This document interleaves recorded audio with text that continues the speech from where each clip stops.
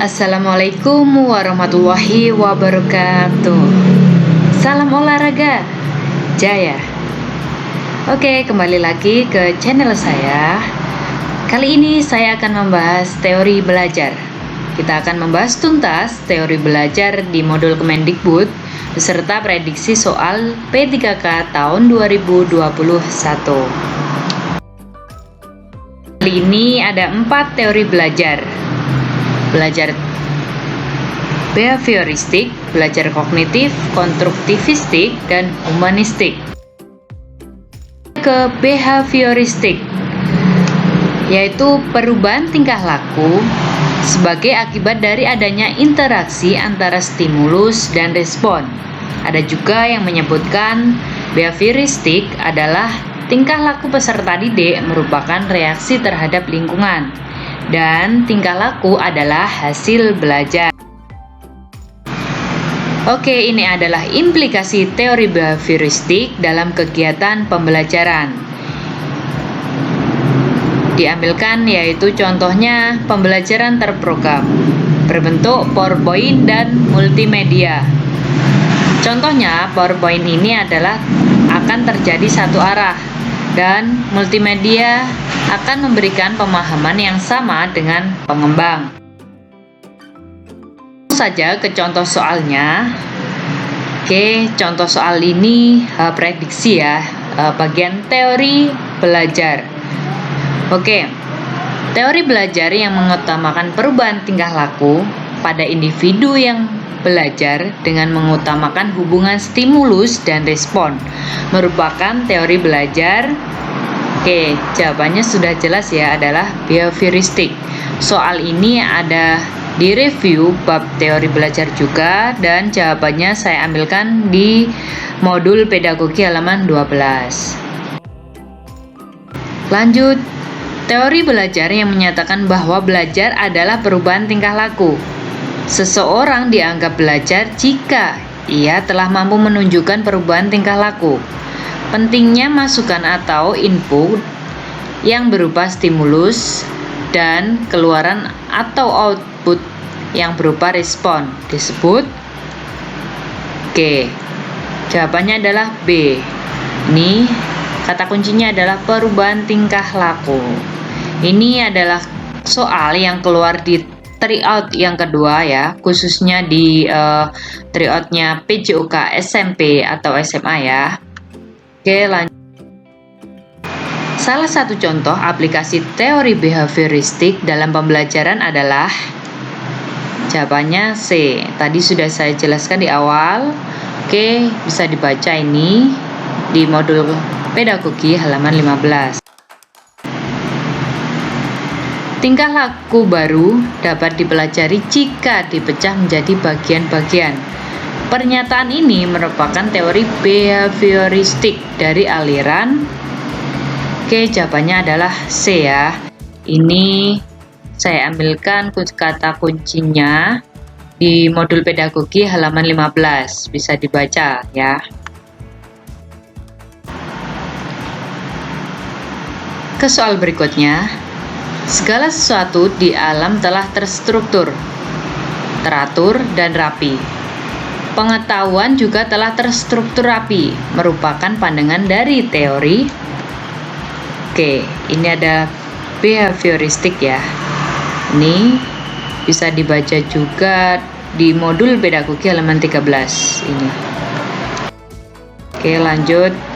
Pada dasarnya teori belajar behavioristik sangat menekankan pada, jawabannya B ya, perkembangan siswa, karena tadi teori belajar behavioristik adalah perubahan tingkah laku. Jadi di sini adalah B karena perkembangan siswa. Contoh soal selanjutnya. Contoh penerapan teori behavioristik yang dapat dilakukan oleh guru dalam praktek pembelajaran adalah, jawabannya D ya. Oke, soal ini direview di bab teori belajar juga. Oke, selanjutnya adalah teori belajar kognitif. Apa yang dimaksud teori belajar kognitif? Adalah ilmu pengetahuan yang dibangun dalam diri seseorang melalui proses interaksi yang berkesinambungan dengan lingkungan. Oke, ini adalah pemikiran Piaget ya. Ini teori belajar kognitif. Bisa dilihat bagian ini. Oke, selanjutnya menurut Piaget, proses belajar terdiri dari 3 tahap: asimilasi, akomodasi, dan penyeimbang atau ekuilibrasi. Oke, bisa dilihat ini langsung untuk mempersingkat waktu. Oke, selanjutnya menurut Brenner, perkembangan kognitif ada 3 tahapan: tahap enaktif, ikonik, dan simbolik. Nah, tahap enaktif ini adalah aktivitas-aktivitas dalam upayanya untuk memahami lingkungan sekitar. Sedangkan ikonik adalah suatu objek-objek atau dunianya melalui gambar-gambar dan visualisasi verbal.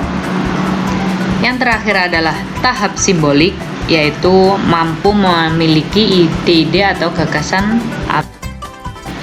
Oke, selanjutnya terdapat 2 fase dalam menerapkan teori belajar menurut Ausubel ya, tahap perencanaan dan tahap pelaksanaan. Oke, langsung saja ke contoh soalnya.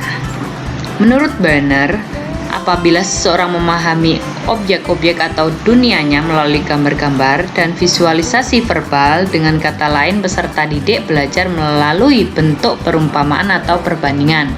Hal ini merupakan tahapan dari jawabannya ikonik ya. Ini terdapat juga di review belajar teori belajar ya. Oke, ini bisa dibaca juga pada modul pedagogi halaman 24. Di bawah ini adalah tipe belajar menurut Habermas, kecuali ya.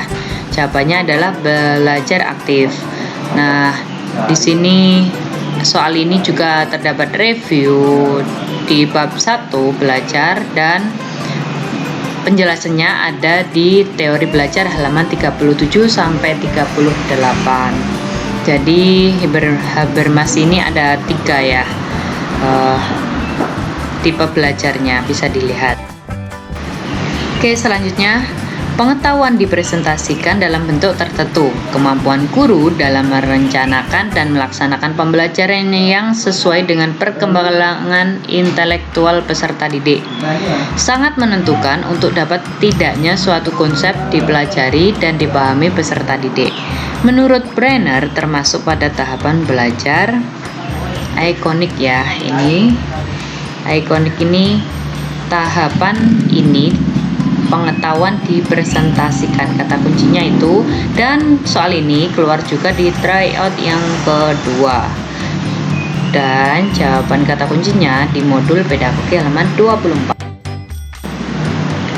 Proses menerima informasi dari lingkungan dan merespon sesuai dengan struktur kognitif yang telah dimiliki disebut juga dengan jawabannya adalah asimilasi ya. Ini informasi baru ke struktur kognitif yang sudah ada. Jadi yang di sini kognitif yang telah dimiliki. Jawabannya adalah asimilasi. Soal ini juga keluar di tryout yang kedua. Penyeimbangan tendensi bawaan untuk mengorganisasikan pengalaman agar mendapatkan adaptasi yang maksimal dalam teori kognitif disebut. Oke, ini adalah penyeimbangan ya, atau ekuilibrasi. Ini bisa dibaca ya. Penyesuaian kesinambungan. Ini halaman 17. Lanjut, perkembangan kognitif merupakan suatu proses genetik, yaitu proses yang didasarkan atas mekanisme biologis. Perkembangan sistem saraf merupakan teori yang disampaikan oleh jawabannya B ya. Ini Piaget ini ya, di modul halaman 17 ini suatu proses genetik, yaitu bisa dibaca. Sekarang ke teori belajar konstruktivistik. Oke, teori ini adalah pengetahuan ada di dalam diri seseorang yang sedang mengetahui. Nah, teori belajar konstruktivistik ini juga paling menentukan terwujudnya gejala belajar adalah niat belajar peserta didik itu sendiri ya. Oke, langsung saja ke contoh soalnya. Aliran ini lebih menekankan pada keaktifan siswa selama kegiatan belajar aktif berpikir, menyusun konsep-konsep, serta memberi makna tentang hal-hal yang dipelajari. Dan yang paling penting terwujudnya belajar adalah niat peserta didik itu sendiri. Penyertaan tersebut merupakan aliran. Oke, ini jawabannya A ya. Soal ini juga ada di review bab teori belajar dan pembahasannya ada di modul 2 halaman 26. Langsung di dalam proses pembelajaran, para peserta didik dihadapkan dengan situasi di mana ia bebas untuk mengumpulkan data, membuat dugaan atau hipotesis, mencari dan menemukan keteraturan, mengeneralisasi atau menyusun rumus beserta bentuk umum, membuktikan benar tidaknya dugaan itu. Hal ini merupakan teori belajar. Oke, jawabannya E ya, konstruktivistik. Soal ini juga keluar di tryout yang pertama dan soal ini juga ada di review bab. Selanjutnya, jarak antara perkembangan aktual dan perkembangan potensial dalam teori konstruktivistik dikenal dengan jawabannya E ya. Kenapa E? Ini sudah dijelaskan juga di halaman 30. Silakan dibaca. Pendekatan konstruktivistik dicoba gunakan untuk meningkatkan motivasi dan prestasi belajar siswa.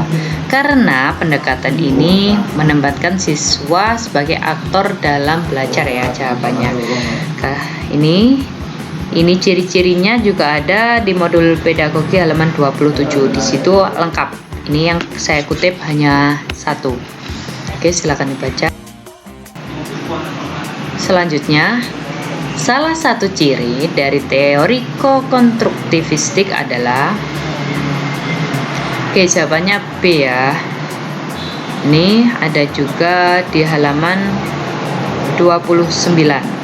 Teori belajar konstruktivistik atau sering juga disebut dengan teori belajar sosiokultural ini adalah bagaimana seseorang belajar dengan bantuan orang lain dalam suatu zona keterbatasan atau zona proximal development ya. Ke teori belajar humanistik. Oke, yang terakhir ya.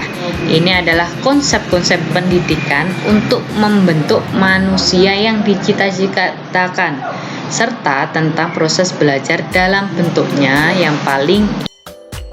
Oke, langsung saja ke contoh soalnya. Seluruh komponen pendidikan memiliki tujuan yang sama, yaitu terbentuknya manusia yang ideal, manusia yang dicita-citakan, yaitu manusia yang mampu mencapai aktualisasi diri. Pernyataan tersebut merupakan bagian dari teori jawabannya humanistik ya. Ini juga ditandai dengan manusia yang dicita-citakan. Oke, ini kata kuncinya ada di modul pedagogi halaman 34. Tadi adalah soal-soal dan penjelasan teori belajar. Untuk mempermudah Bapak Ibu guru, kita singkat saja dengan peta konsep teori belajar. Yang pertama, behavioristik, kita sebut aja dengan SR. S-nya adalah stimulus, R-nya adalah respon. Sedangkan kognitif adalah aktivitas yang melibatkan proses berpikir. Yang ketiga, konstruktivistik, yaitu peserta didik lebih aktif dan mempunyai niat belajar sendiri. Yang keempat, kata kuncinya adalah humanistik, yaitu untuk memanusiakan manusia. Materi teori belajar dari Kemendikbud semoga bermanfaat dan semoga semuanya lulus dalam P3K tahun 2021 tahap pertama. Sampai jumpa di belajar selanjutnya.